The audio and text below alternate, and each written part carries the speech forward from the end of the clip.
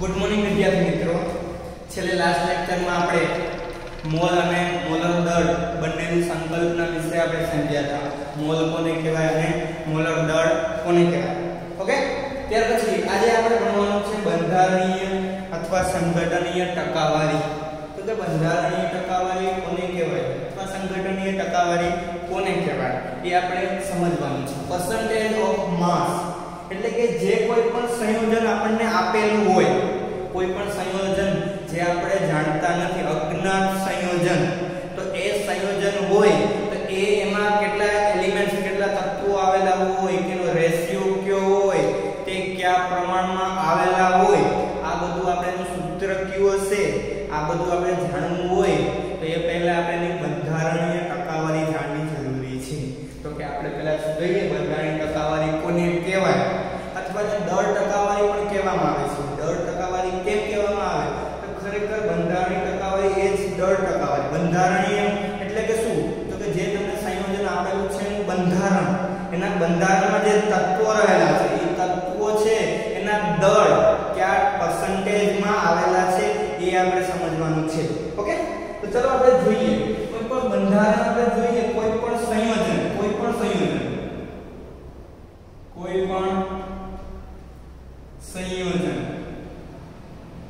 પણ સંયોજન તમને આપેલું હોય તો ઈ સંયોજન એમાં એના તત્વો ક્યાં આવેલા છે, કયા પ્રમાણમાં રહેલા છે એ સમજવા માટે આપણે જોવું પડે। તો આપણે ઉદાહરણ લઈએ, પાણીનું ઉદાહરણ લઈએ। પાણી એટલે કે H2O। તો આમાં તમે જો પાણીનું ઉદાહરણ સમજીએ તો આમાં કેટલા તત્વો આવેલા છે તો કે હાઇડ્રોજન અને ઓક્સિજન। કેટલા તત્વો કીધા છે આપણે, એટલે બે હાઇડ્રોજન અને એક ઓક્સિજન, ને આમાં હાઇડ્રોજન અને ઓક્સિજન તત્વો આવેલા છે।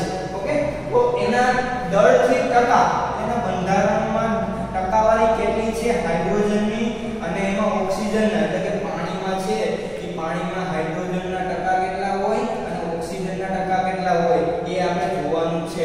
તો એના માટેનું સૂત્ર પહેલા આપણે જોઈએ કે ચલો બંધારણીય ટકાવારી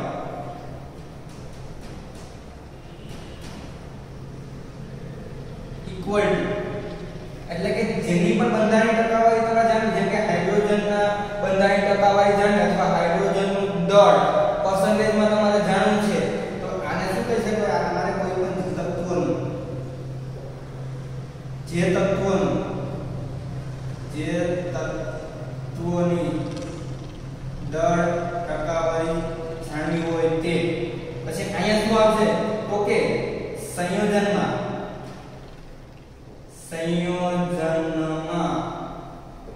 તે તત્વોનું મોલર દળ, દળ અથવા મોલર દળ એટલે કે મોલર દળની વાત કરવામાં આવે છે।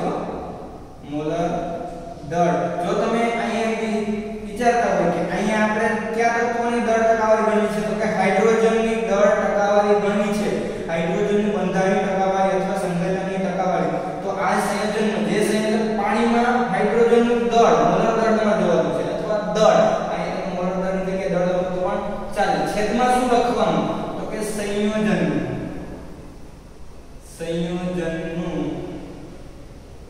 કુલ દળ, કુલ મોલર દળ ગુણ્યા 100 ટકાવારી કેમાં હોય 100 માં જોઈએ। આ તમારું સૂત્ર છે, આ સૂત્રને આધારે તમને એક્ઝામમાં પૂછી શકે કોઈ પણ સંયોજન આપ્યું હોય તો પાણીમાં રહેલા પ્રત્યેક તત્વોના બંધારણીય ટકાવારી ગણો અથવા એની સંઘટનની તે તત્વોના સંઘટનની ટકાવારીની ગણતરી કરો અથવા પાણીમાં રહેલા હાઇડ્રોજન અને ઓક્સિજન નું દળ ટકાવારીની ગણતરી કરો તો તમારે આ સૂત્રના આધારે ગણતરી કરવાનું। તો ઉદાહરણ આપણે લઈએ, ઉદાહરણ તરીકે પાણી એટલે કે H2O, પાણીમાં રહેલા હાઇડ્રોજન અને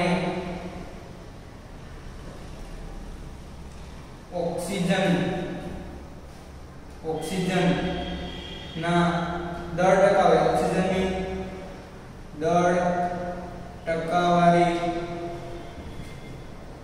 ની ગણતરી કરો। અને આ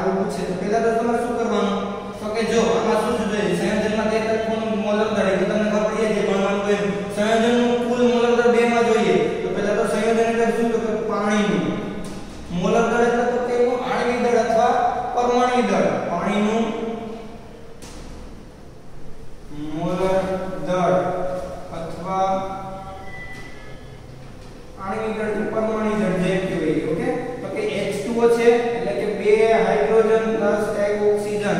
તો કેટલું થશે? તો કે 2 1 હાઇડ્રોજન નું 1 અને ઓક્સિજન નું 16. તો તમારે કેટલા 18 AMU. ઓકે, આ તમને મળી ગયું સંયોજનનું કુલ દળ. ઓકે, હવે સૂત્ર લખો. પહેલા તમે કોનું મેળવશો? બંધારણીય ટકાવારી. પહેલા હાઇડ્રોજનનું. તો કે દળ હાઇડ્રોજનનું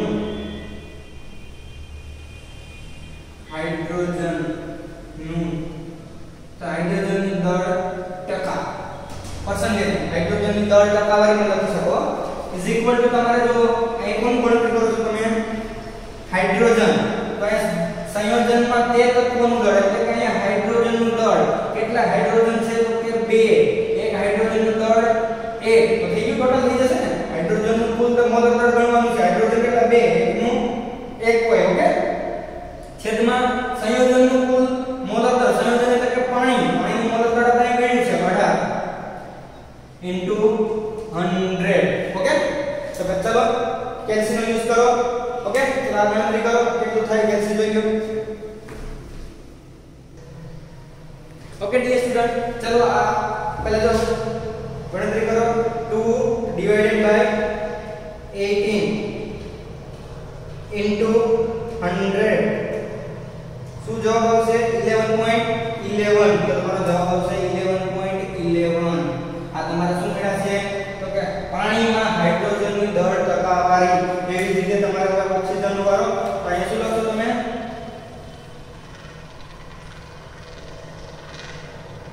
ઓક્સિજન. ઓકે, ઓક્સિજન નું દળ અથવા દળ ટકાવારી. દળ ને પર્સન્ટેજ કરતા દળ ટકાવારી થઈ ગઈ છે. ઓકે, એમાં અહીંયા શું આવશે? ઉપર જો સૂત્રમાં સંયોજનમાં તે તત્વનું દળ, તો સંયોજન એટલે કે પાણીમાં કેટલા ઓક્સિજન? 1 છે. તો 1 છે તો અહીંયા આપણે 1 જ આવશે ને. તો દળ કેટલું હોય? 16. અને અહીંયા શું આવે? સંયોજનનું કુલ મોલર દળ. જે આપણે કુલ મોલર કેટલું છે? 18 ઇન્ટુ 100. ગુણાકાર કરી નાખો ને ભાગાકાર કરી નાખો. 16 ભાગ્યા આ શું થશે? અહીંયા 16 ના છેદમાં 18 ગુણ્યા કેટલા થશે? 100. તો જોઈ લો શું આવશે જવાબ? 16 ભાગ્યા 18 એને ગુણ્યા 100. તમને જવાબ આવશે 88.88. ઓકે, 88.88. હવે તમે જોઈ શકો અહીંયા તમને જવાબ મળે તો 11.11. અહીંયા 88.88 બેયનો સરવાળો કરો તો તમને કેટલા થઈ જાય? 100 મળે. એનો મતલબ કહેવાનો મતલબ કે જે તત્વો આપેલા હોય કુલ સંયોજનનું દળ કેટલું હોય? 100%. બેયનો સરવાળો કરે તો તમને ખબર પડી જાય કે આ સાચું છે કે ખોટું તમે કહ્યું. ઓકે, કદાચ તમે કાર્બન હાઇડ્રોજન ઓક્સિજન ત્રણેય વસ્તુ આપી હોય તો ત્રણેયનો સરવાળો કરો તો કેટલો થાય? 100. કોઈ પણ સંયોજનમાં રહેલા તે તત્વોના દળ ટકાવારી આપણે 100 માંથી ગણીએ તો બધાનો સરવાળો 100 જ થાય. એટલે ખાસ યાદ રાખવાનું. ઓકે, આ થઈ પહેલું ઉદાહરણ. ઓકે, આ લખી લો. પછી બીજું ઉદાહરણ જોઈએ. તમને ટેક્સ્ટ બુકમાં આપ્યું છે ઇથેનોલ. ઇથેનોલમાં રહેલા કાર્બન હાઇડ્રોજન અને ઓક્સિજનના દળ ટકાની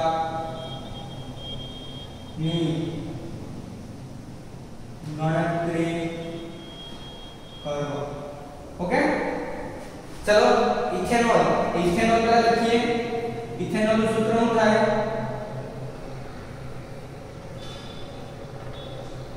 આ યાદ રાખવાનું. CH3CH2OH. ભેગા કર્યો કાર્બન કેટલા છે? 2. હાઇડ્રોજન 6 અને ઓક્સિજન. Okay, C2H6O. ઇથેનોલ નું સૂત્ર છે. ઓકે, કાર્બન હાઇડ્રોજન ઓક્સિજન આવેલા છે તો આમાં દળ ટકા ગણવાના છે. તો એમાં પહેલા આપણે સંયોજનનું કુલ દળ જરૂર પડશે. મોલર દળ. તો સંયોજનનો આપણે મોલર દળ જાણી લીધા. પહેલા ગણતરી કરીએ. સંયોજન એટલે કે પહેલા ઇથેનોલનું આણ્વિક દળ બરાબર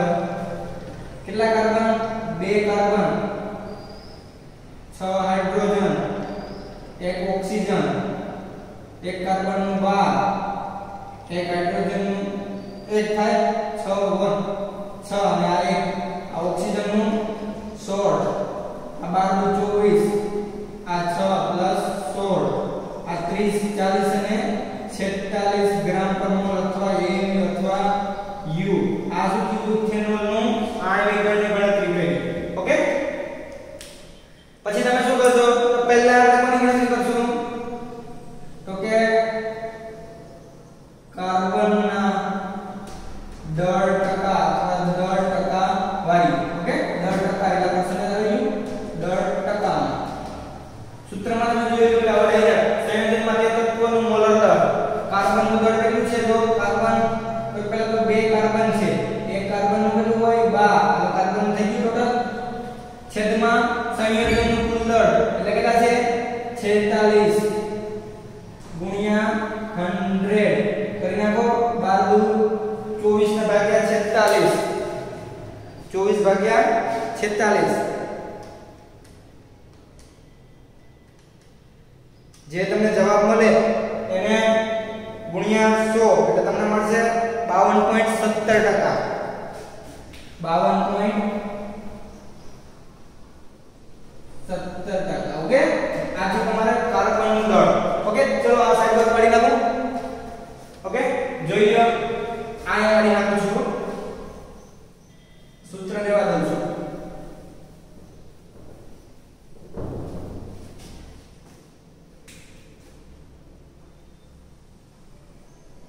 ઓકે આપણે હવે બીજું જોવાનું છે. બીજુંમાં શું કરવાનું છે તો કાર્બન જોયા પછી હાઇડ્રોજન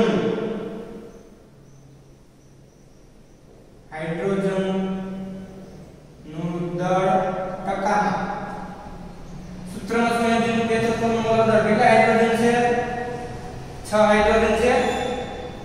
ઓકે એક હાઇડ્રોજન નું 1 છેદમાં સંયોજનનું કુલ દળ 100 ને સંયોજનનું કુલ દળ કેટલું છે 46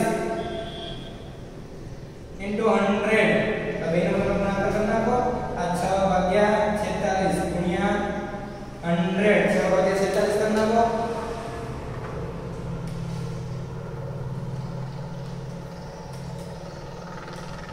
એટલે તમને આન્સર મળશે 13.04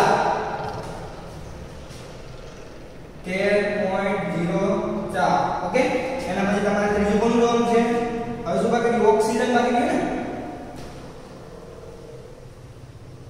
ઓક્સિજન ના દળ ટકા ઇઝ ઇક્વલ ટુ ઓક્સિજન કેટલા છે એક જ ઓક્સિજન છે. ઓકે એક ઓક્સિજન છે અને એનું કેટલું હોય 16 ભાગ્યા 46 કેમ કે સંયોજનનું કુલ દળ ઇન્ટુ 100 છેદમાં 46 છે અને 16 ભાગ્યા 46 કરી નાખો 16 ભાગ્યા 46 ઓકે તમને મળશે 16 થશે 16 ભાગ્યા 46 ગુણ્યા 100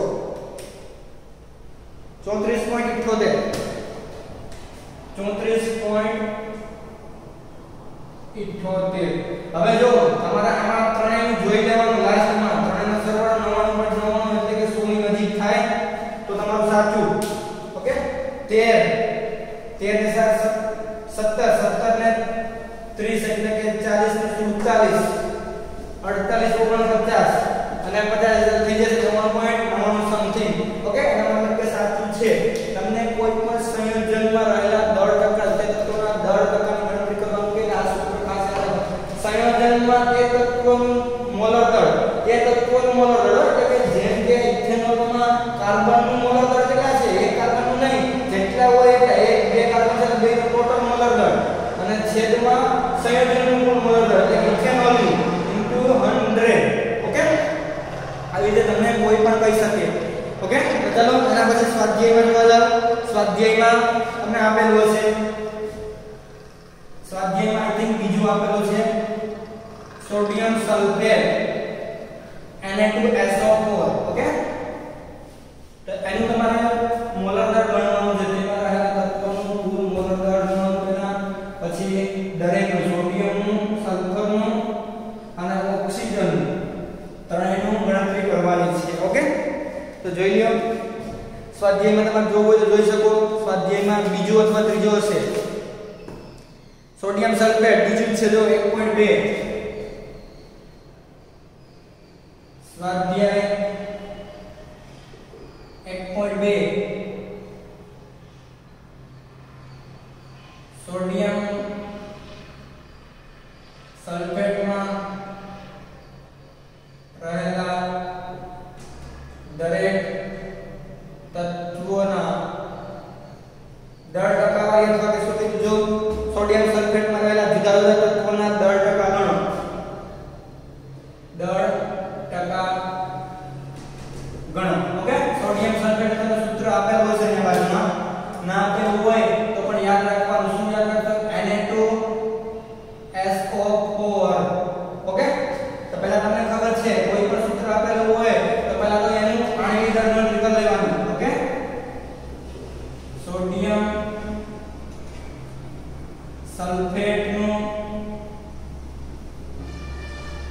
આણ્વિક દળ ઓકે શું છે Na2 પહેલા સૂત્ર શું છે Na2SO4 2 sodium 1 sulphur 4 oxygen sodium 1 નું 23 સલ્ફર નું 32 યાદ છે ને 4 ઓક્સિજન નું 16 23 દુ 46 પ્લસ 32 32 ને 64 બોલો 64 આ 64 ને 46 110 ને આ 32 142 AMU અથવા યુનિફાઈડ માસ U અથવા ગ્રામ પર મોલ ઓકે આજે તમારે ટોટલ એનું મોલર દળ મળી ગયું હવે તમે પહેલું ગણતરી 1 ની ગણતરી કરી દઉં છું બાકી બે ગણતરી પછી હોમવર્કમાં કરવી પડશે ઓકે તો પહેલા આપણી પાસે સૂત્ર શું હતું કે જે તત્વોનું દળ ગણવું હોય તો આપણે પહેલા કોનું દળ ગણશું પહેલા સોડિયમની વાત કરી નાખીએ હાલો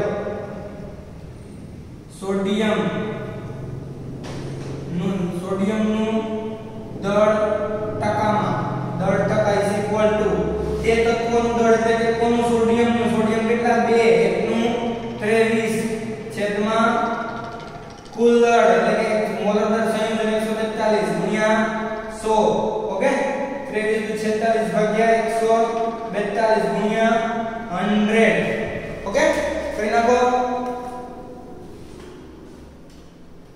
23 ગુણ્યા 2 ભાગ્યા 142 ગુણ્યા 100 તમને જવાબ આવશે 32.39 ઓકે 32.39 ઓકે તો એના પછી તમારે આવી રીતે કોણ મેળવશો સોડિયમ પછી કોણ મેળવશો સોડિયમ પછી સલ્ફરનું દળ ટકા એમાં શું આવશે સલ્ફર કેટલા છે એક જ છે અને એકનું કેટલું હોય 32 ભાગ્યા 142 ગુણ્યા 100 આ જે જવાબ આવે એ ઓકે પછી ત્રીજું કોનું ગણશો ઓક્સિજનનું દળ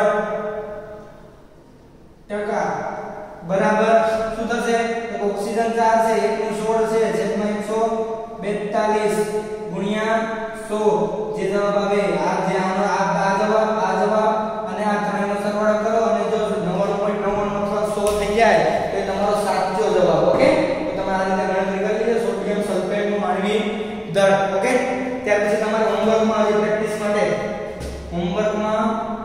પ્રેક્ટિસ માટે H2SO4 માં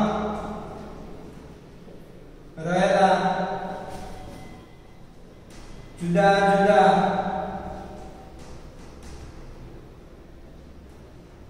તત્વોના દળ ટકા ગણો ત્યાર પછી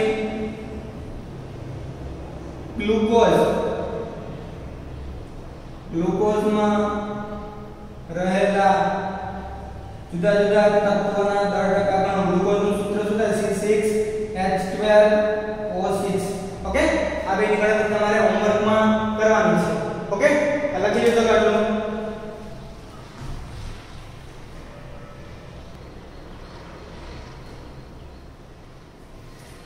ઓકે ડિયર સ્ટુડન્ટ ત્યાર પછીનો ટોપિક છે આપણો પ્રમાણ સૂચક સૂત્ર અને આણ્વિક સૂત્ર અથવા પરમાણુ સૂત્ર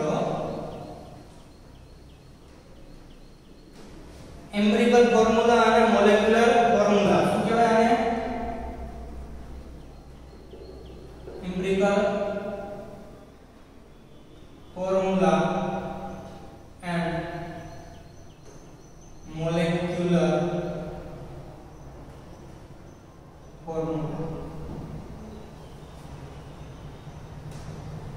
તો કે ચલો આપણે જે પ્રમાણસૂચક સૂત્ર ખરેખર શું છે અને આણ્વિક સૂત્ર ખરેખર શું છે તો આ પ્રમાણસૂચક સૂત્ર અને આણ્વિક સૂત્રમાં કેટલો ફેરફાર છે તો કે આ આણ્વિક સૂત્ર છે ને એ પરફેક્ટ સૂત્ર હોય એમાં કંઈ પણ વેરીએશન હોય નહીં જેમ કે પાણી છે તો પાણીનું તમારે આણ્વિક સૂત્ર તમે જો કે પરમાણુ સૂત્ર H2O એટલે આ H2O જ હોય એમાં કંઈ વધારે ઘટાડે હોય નહીં પરંતુ પ્રમાણસૂચક સૂત્ર છે એમાં વેરીએશન હોય એ પૂર્ણ સંખ્યા હોય ને ના પણ હોય 1.5 હોય તો એને 2 કરીને લખવું પડે એટલે કે ફિક્સ સૂત્ર હોય નહીં આમાં વેરીએશન જોવા મળે એમાં પ્રમાણસૂચક સૂત્રમાં હોલ નંબર અવેલેબલ હોય નહીં આ છે ઈ એક્ઝેક્ટ નંબર આપેલો હોય જેમ કે ગ્લુકોઝ છે ગ્લુકોઝનું આણ્વિક સૂત્ર તમે લખવા જાઓ C6H12O6 આ ગ્લુકોઝનું શું છે આણ્વિક સૂત્ર છે મોલેક્યુલર ફોર્મ્યુલા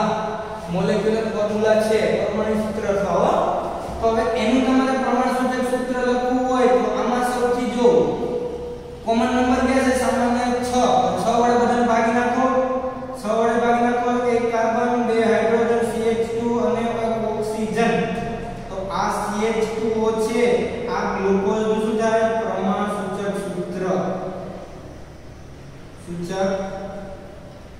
સૂત્ર ઓકે કહેવાનો મતલબ કે આ ચોક્કસ સૂત્ર આવ્યું હોય આ એનું ચોક્કસ સંખ્યાનું સૂત્ર હોય નહીં તમને એવું નહીં પૂછે એક્ઝામમાં ક્યારે એવું નહીં પૂછતું આ પહેલાનો ટોપિક હતો એવું કે દર ટકાવારી એટલે શું સમજાવો અથવા તમે એવું ના કહે કે પ્રમાણસૂચક સૂત્ર કોને કહેવાય અને આણ્વિક સૂત્ર કોને કહેવાય સમજાવો તમને બે ઉના દાખલા પૂછાય બંધારણીય ટકાવારી છે કે તમને આ પ્રમાણસૂચક સૂત્ર અને આણ્વિક સૂત્ર ગોતવાનો દાખલા પૂછાય ઓકે તો આ સમજાઈ ગયું આ સમજાઈ જાય ખાલી તમારે સમજવાનું બે ઉદાહરણ યાદ રાખવાનું સોરી બે સૂત્ર યાદ રાખવાના છે કયા તો કે સૂત્ર નંબર પહેલું n બરાબર આ n છે મોલ એ નંબર છે 1 2 3 4 નંબર હોઈ શકે એ n બરાબર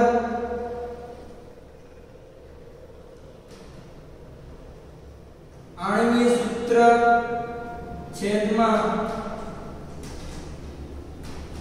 પ્રમાણ સૂચક સૂત્ર n બરાબર આણ્વિક સૂત્ર છેદમાં પ્રમાણ સૂચક સૂત્ર આ તમને આમાં જો તમને n ની વેલ્યુ ખબર હોય અને આ બેમાંથી એક જાણતા હોય એટલે કે પ્રમાણ સૂચક સૂત્ર જાણતા હોય તો જ તમને આણ્વિક સૂત્ર મળે ઓકે એટલે કે મોલેક્યુલર ફોર્મ્યુલા વાળો ઓકે હવે જો અથવા પરમાણુ સૂત્ર પણ કહી શકો આણ્વિક સૂત્ર તો થઈ જાય પ્રમાણ સૂચક સૂત્ર અને આ બે જાણતા હોય તમને આ મળી જાય કદાચ તમે એનો જાણતા હોય તો તમે પહેલા શું કરી શકો તો કે પરમાણુ દળ અથવા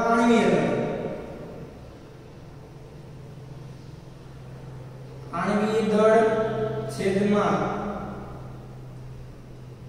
પ્રમાણસૂચક